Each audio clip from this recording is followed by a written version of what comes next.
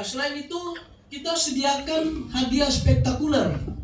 Hadiah spektakuler ini berupa hole in one. Persatuan Golf Indonesia Sulawesi Selatan membuka proses pencarian ketua baru untuk memimpin organisasi periode selanjutnya.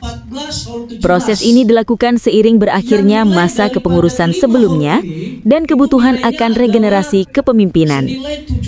Panitia penjaringan menyampaikan bahwa calon ketua harus memiliki komitmen kuat terhadap pengembangan olahraga golf di daerah.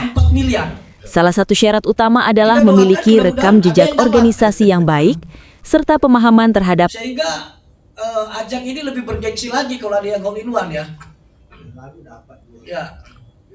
Nah, hole in one ini itu berkat kerjasama antara PGI Sulawesi Selatan dan panitia penyelenggara. Dari RAM, ada dari GMM, ada dari Luigong, ada dari Sino Pasifik.